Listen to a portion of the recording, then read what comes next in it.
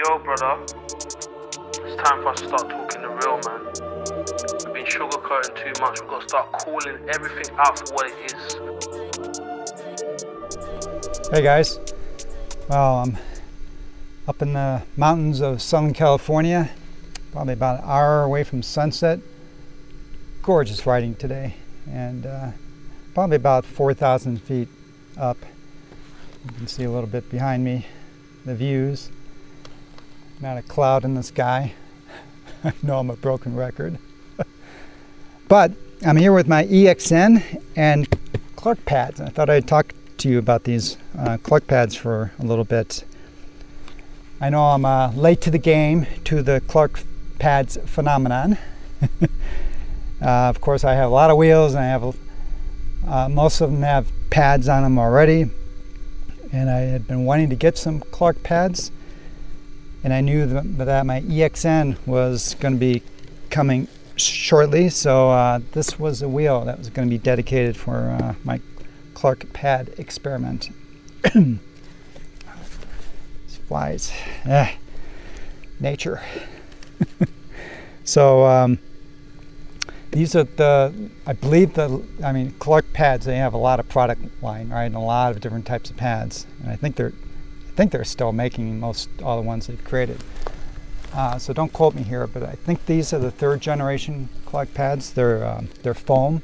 So I never used any of the 3D printed ones. My understanding was they can be a little uncomfortable in the legs, depending on how you use them, I guess.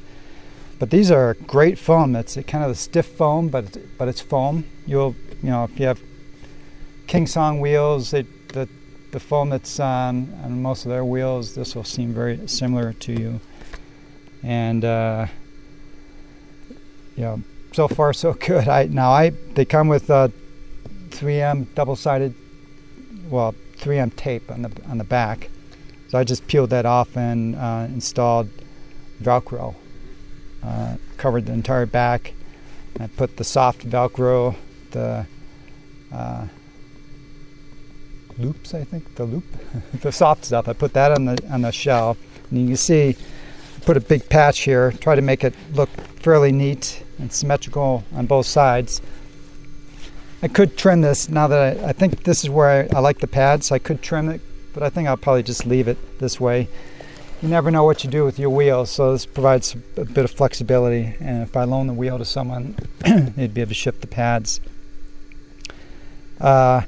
Now, I mounted these so that I can close the pedals. So it's basically this part is right above the pedals. I cut mine. As you can see, they're designed so that you can cut this and separate them. And according to Chris, the owner of Clark Pads, I think that the future is going to see these come laser cut, because this does take, it takes some time and a little fiddly. You have to cut them, and probably looks good from the video, but from 6 inches, these are not the highest quality cuts.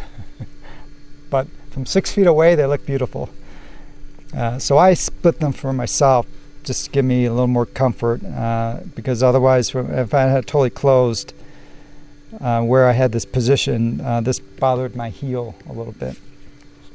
Now, I'm not a jumper, so I didn't get these for jumping. I got these for safety and security, and power.